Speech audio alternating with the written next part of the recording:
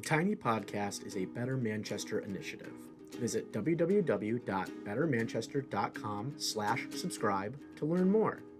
When you subscribe to Better Manchester, you'll have full access to captivating featured stories, uplifting ideas, and helpful community updates. We hope you subscribe and join us in this next evolution of #BetterManchester. Connect on any device at any time to Better Manchester today. Better Manchester, connecting communities.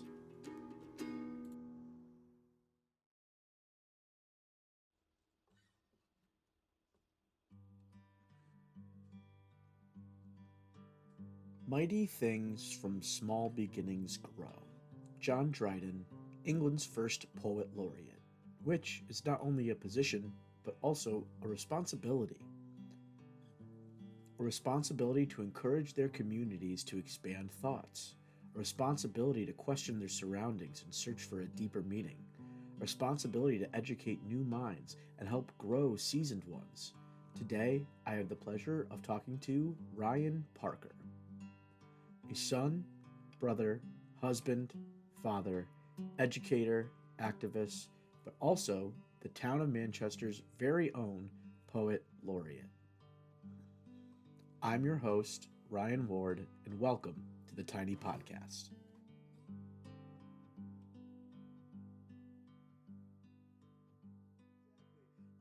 So before we dive into what a poet laureate exactly is, because that's something that I do want to talk about eventually, I'm interested in knowing, because now that I work for the town of Manchester, I've been working here for 2 years, and I didn't even know that existed. I'm just like, what does that even mean? Or what's up with that? And I really love a lot of the things that you sent in the document, before we had the interview. I was really blown away by like just the amount of things that you do, and not just, outside of the poet laureate, and like just the things that you're trying to accomplish, and the things that, like, especially within the education system. You had mentioned that you have 20 years of teaching experience, and that you've gained a lot of traction within, yourself, and like teaching other educators and trying to break other educators out of that proverbial box, as in my own words, trying to expand what education might look like or might mean. So how do you encourage others, and what change do you see needed within that? I think that the best way to encourage others, if you're speaking about it specifically in correlation with what you just mentioned, in terms of education, and what I'm really passionate about is just this reimagination of what it should look, sound, and feel like, outside of the realm of where it comes from. I think that, the way to encourage others is to be in it, to be a model of that work. And I forget the second half of your question, but I think that it has to do with maybe what's missing, or what I'm finding that's missing, is the personal work. So the personal work of like really reflecting, specifically as this applies to education, and it can apply to other things as well, but the personal work of being really honest about, all right, what is my lived experience? How have I been socialized and conditioned to think and believe certain things about the world, about people?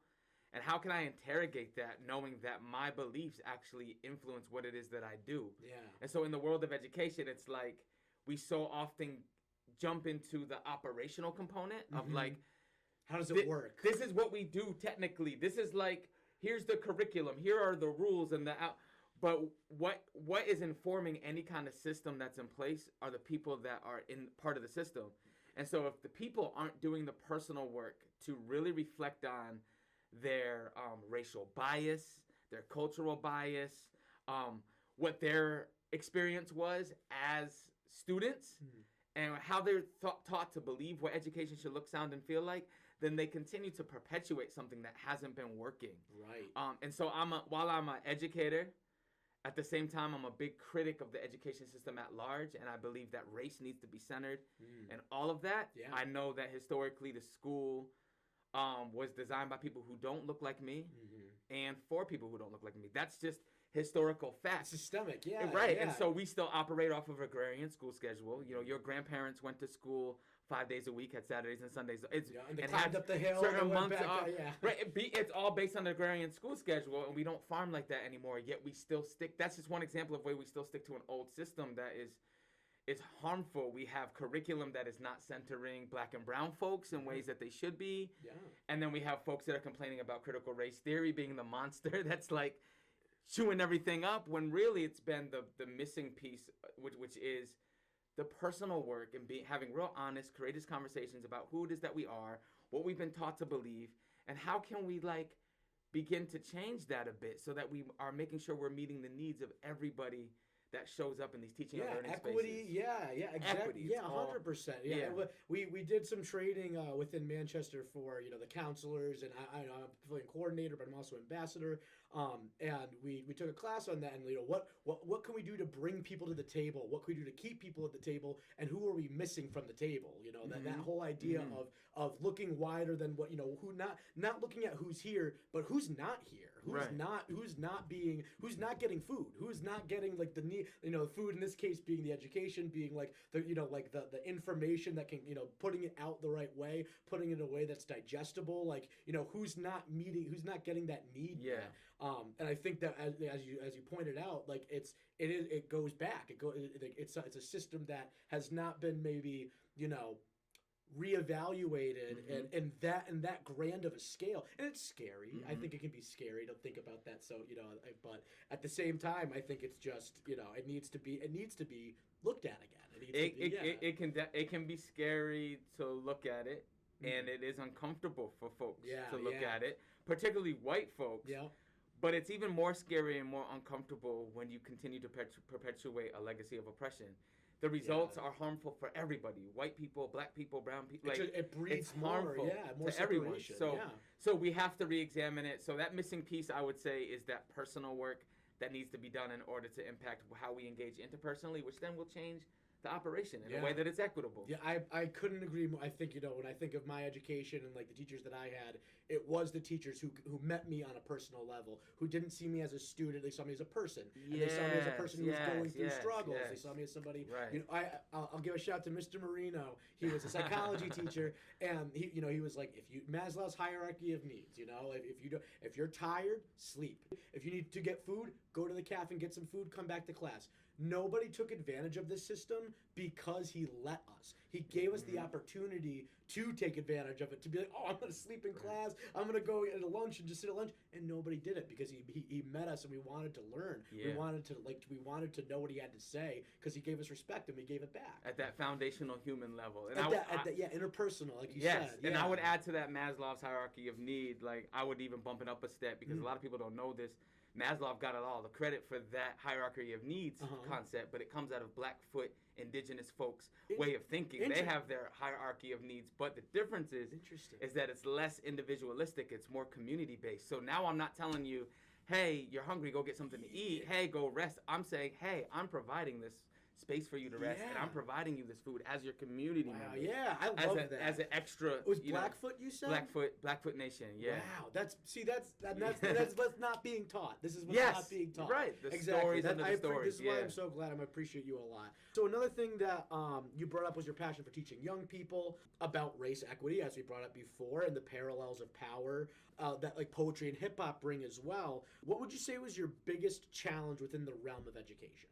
The biggest challenge in the realm of education. Oh my God.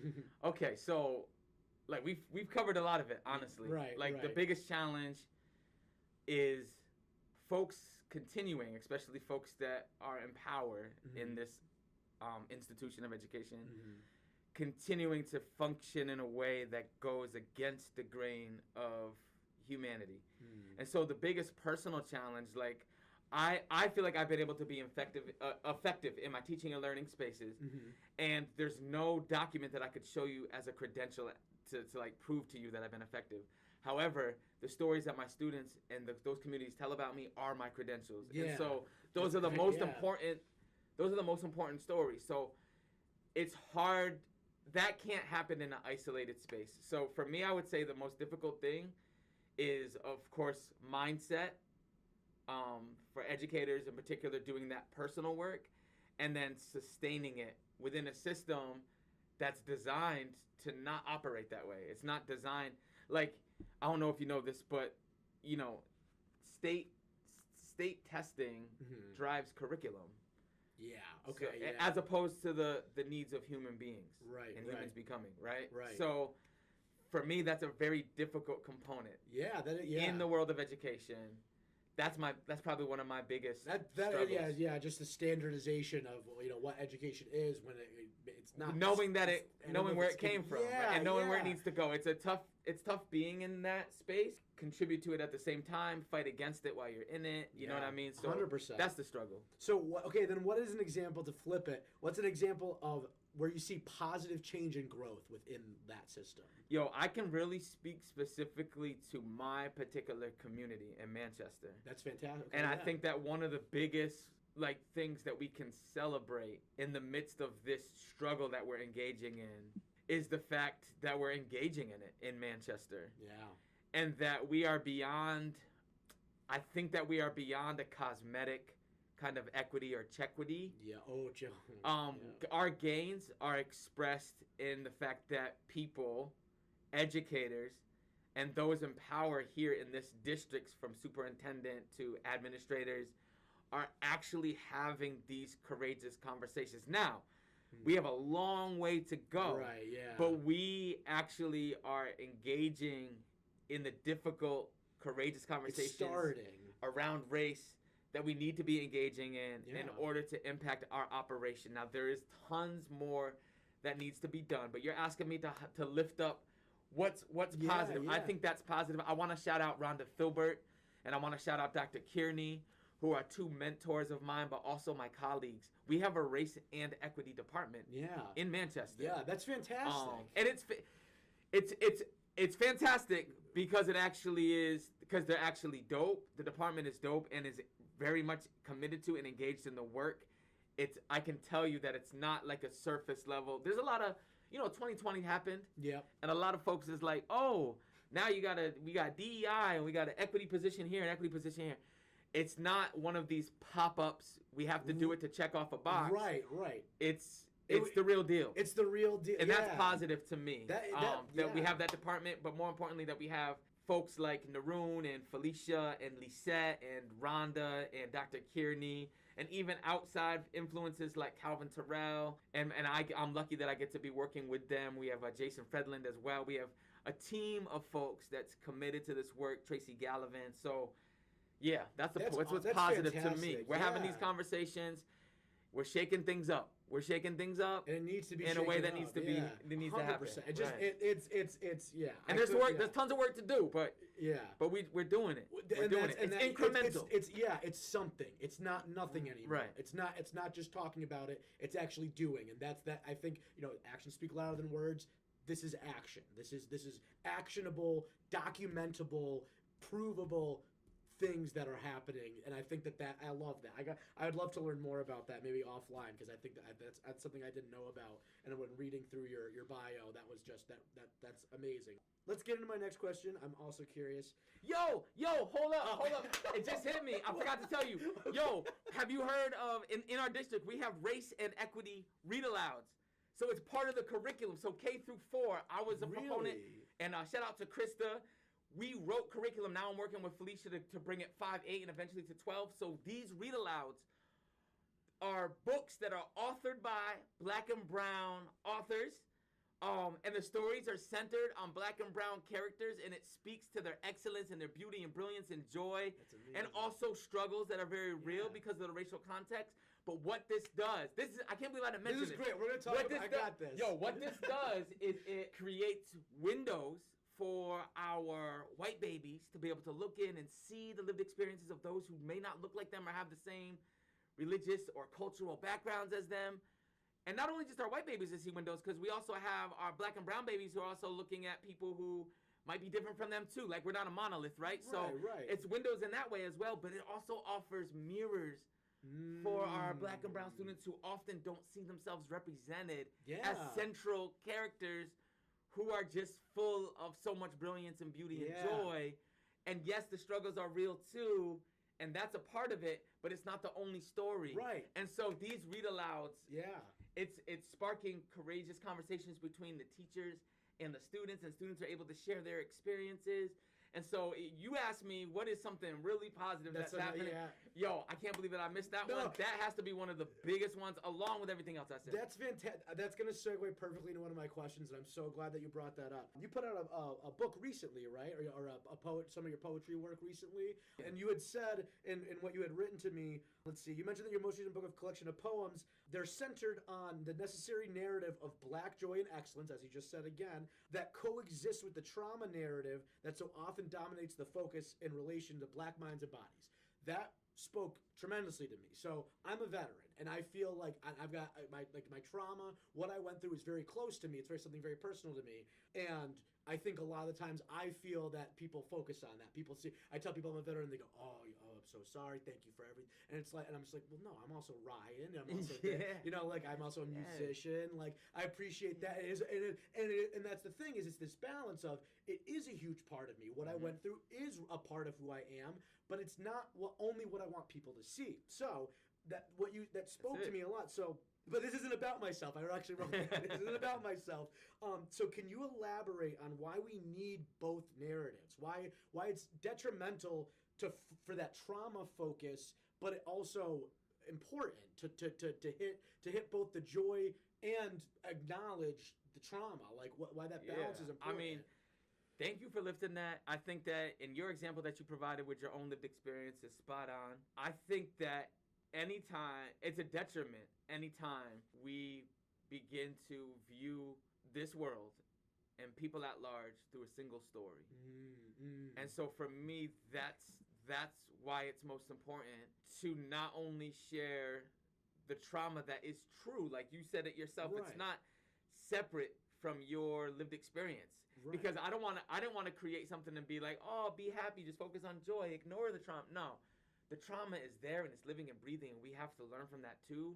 But it's not the only single story of us. Right. And it's specifically dangerous when you attach that only to black and brown bodies and minds and spirits, because it blocks you from being able to see the exquisiteness and the brilliance and the beauty that black and brown people are made of. It's like tunnel vision. It's like tunnel vision. Yeah. It's creating a narrative that somebody writes based on one story they not hear. Our only story. No, absolutely. And it's important specifically for the most marginalized people, BIPOC folks, especially all intersectionalities involved.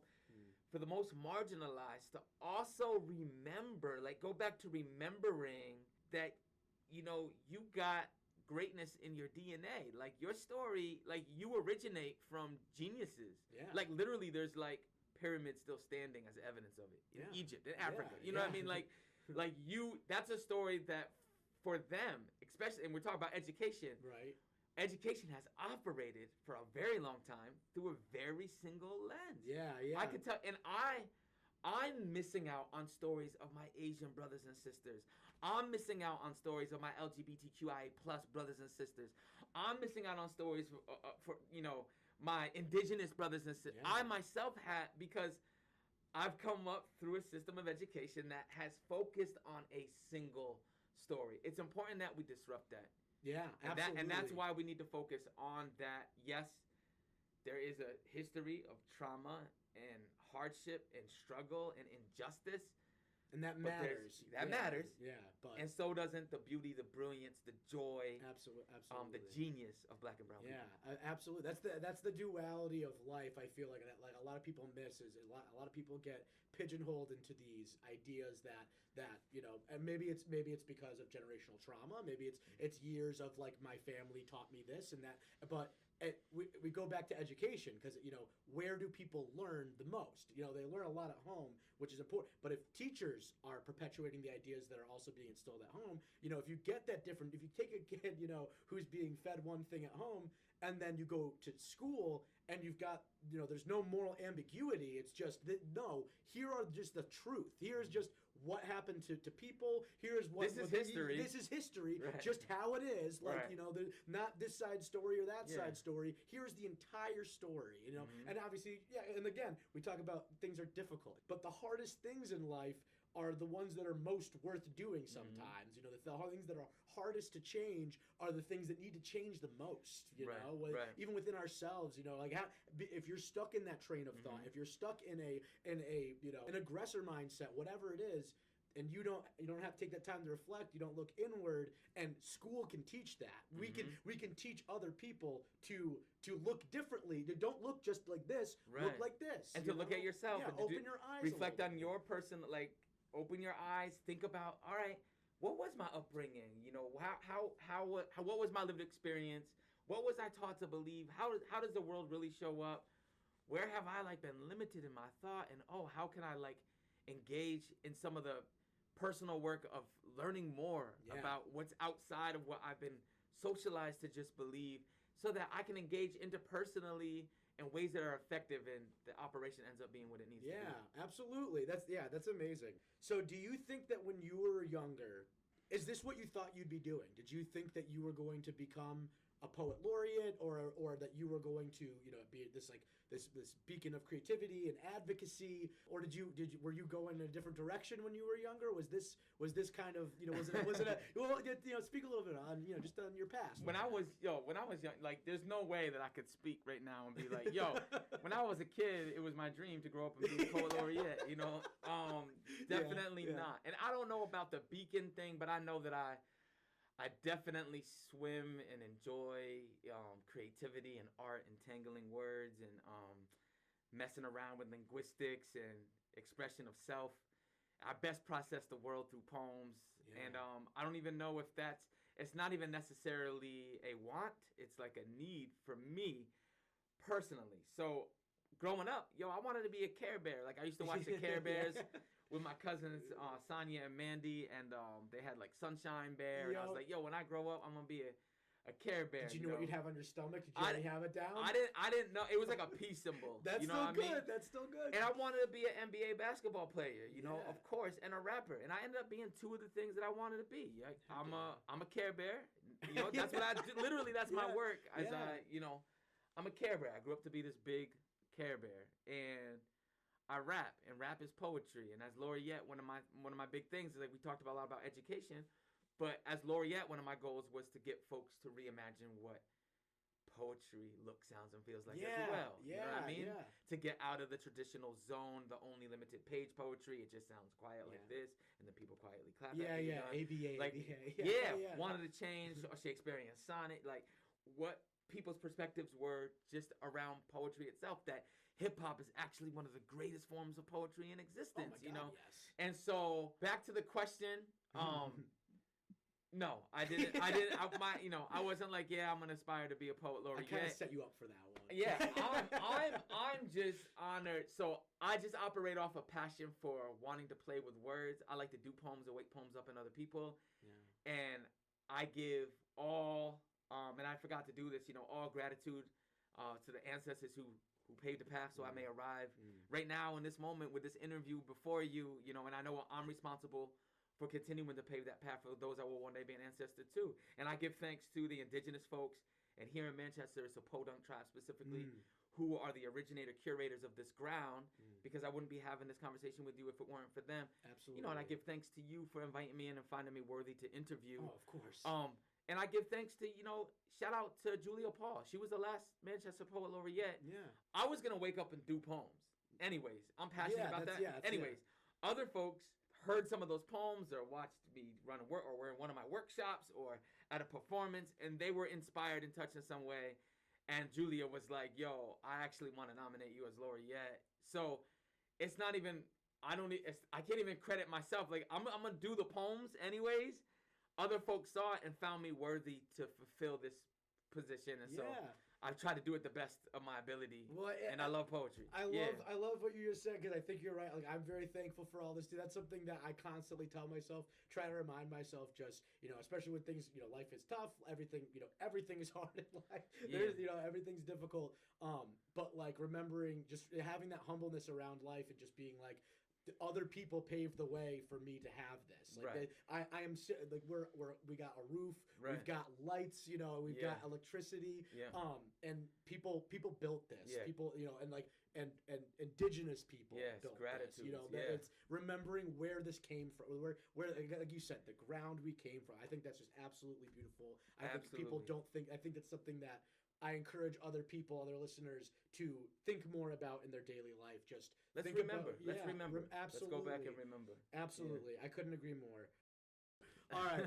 So, Parker, I want to thank you again for real. Just bringing your energy and light today. It's just been really, this has been a really eye-opening conversation. I hope a lot of people learn from this. I hope that people take the time to listen to your words. I hope people take the time to look into the various things that you spoke about. You know, with the equity, race and equity in Manchester. I think that that's an amazing thing that I want to learn more about.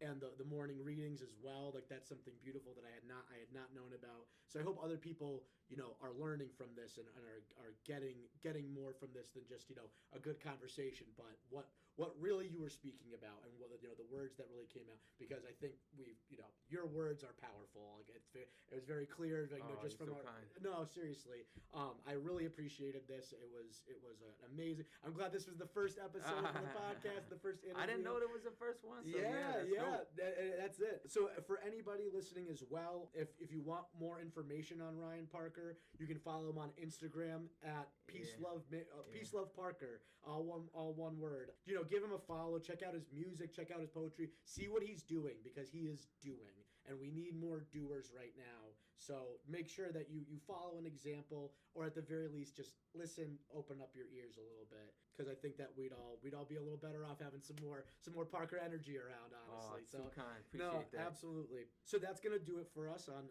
the Tiny Podcast. Thank you again, Parker, for coming. You gave us some really great insights on a lot of that stuff. So I really do appreciate you being here. Word, much love. Much love. Thank you. Thank you, man. I really appreciate it.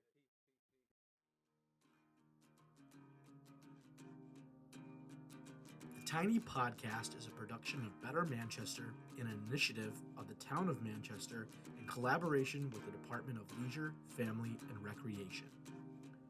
For more information on the Tiny Podcast, visit manchesterct.gov. Thanks for listening, and until next time, this is Ryan Ward signing off.